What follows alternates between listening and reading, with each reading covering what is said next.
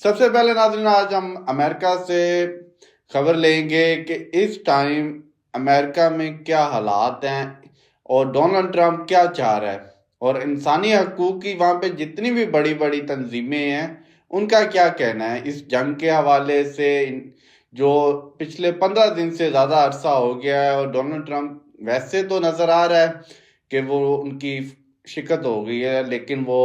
جو بیان دے رہے ہیں اس پہ کیا میڈم کے پاس خبریں ہیں؟ جی میڈم. جی تھینک یو بلاول، اور السلام علیکم ٹو ایوری ون. آج بلاول ایکچولی اس جنگ کا 17th ڈے ہے، ڈے 17، اور تیسرا ہفتہ سٹارٹ ہو گیا ہے لیکن اس جنگ کا، لیکن کوئی بھی ڈی ایسکلیشن کی بات یہاں پہ ابھی تک ایسی کوئی خبر نہیں ہے کہ یہ ڈی ایسکلیٹ ہو. اور آپ نے دیکھ رہے ہیں کہ ایوری ویک، ہر ہفتے ڈونلڈ ٹرمپ اپنی بریفنگز میں کہہ رہے ہیں کہ اب this will be over soon, this will be over soon, لیکن اس کی کوئی ٹائم لائن نہیں ہے. یہاں پہ لوگ ایکچولی اب بہت زیادہ فرسٹریٹ ہو رہے ہیں اور پریشان بھی ہو رہے ہیں، کیونکہ اس کی میں آپ کو بتاتی ہوں کیا وجوہات ہے کہ کیوں پریشان ہو رہی ہیں یہاں کی عوام اور یہاں کے جو ایڈمنسٹریشن میں لوگ ہیں وہ بھی. آج ہی ایک یہاں پہ بہت ہی سینئر ٹاپ آفیشل ہیں، ہی ہیز اسٹیپ ڈاؤن، وہ اپنی پوسٹ سے انہوں نے ریزائن کر دیا ہے. Senior U S intelligence official ہے وہ، کاؤنٹر ٹیررزم آفیسر، اور انہوں نے ایکچولی کہا ہے کہ میں انہوں نے ٹویٹ کیا ہے کہ ہز نیم از جو کین، اور میں آپ کو اس کے ساتھ آپ کے ساتھ شیئر بھی کروں گی. انہوں نے کہا ہے کہ میں اس وار کے ساتھ بالکل اگری نہیں کرتا، یہ ہماری تو ہے ہی نہیں، یہ اسرائیل کی وار ہے جو ڈونلڈ ٹرمپ اس کے پیچھے چل پڑے، لیکن ہم تو اس کو ایز امریکنز ہم سپورٹ نہیں کرتے. تو انہوں نے یہاں پہ اب لوگ ایتھیکلی بھی اس کو اب اس پہ اس طرح کی اب اسٹیٹمنٹس دینی شروع کر دی ہیں، کیونکہ ان کو بھی نظر آ رہا ہے کہ ایکچولی یہ کہیں بھی اس کا اینڈ نہیں نظر آ رہا. آپ نے دیکھا ہوگا کہ جو یو کے پرائم منسٹر ہے کیت اسٹارمر، انہوں نے دوبارہ کل کہا کہ یہ ہم اس وار میں ڈریگ نہیں ہونا چاہتے، کیونکہ آف کورس اب ڈونلڈ ٹرمپ ہیلپ مانگ رہے ہیں. پہلے وہ یہی کہتے رہے کہ ہمیں کسی کی ہیلپ نہیں چاہیے، ہمیں اسپین کی ہیلپ نہیں چاہیے، یو کے کا وہ بہت زیادہ ڈس اپوائنٹمنٹ دکھاتے رہے، لیکن اب now he wants help for the strait of Hormuz, لیکن اب وہ کوئی ہیلپ کرنے کے لیے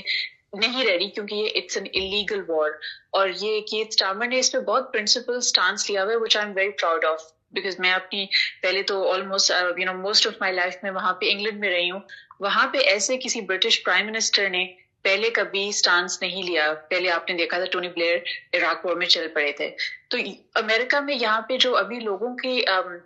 ایک جو ان کی پریشانی ہے زیادہ تر ڈیلی لائف پہ، ابھی اگلے دن میں یہاں پہ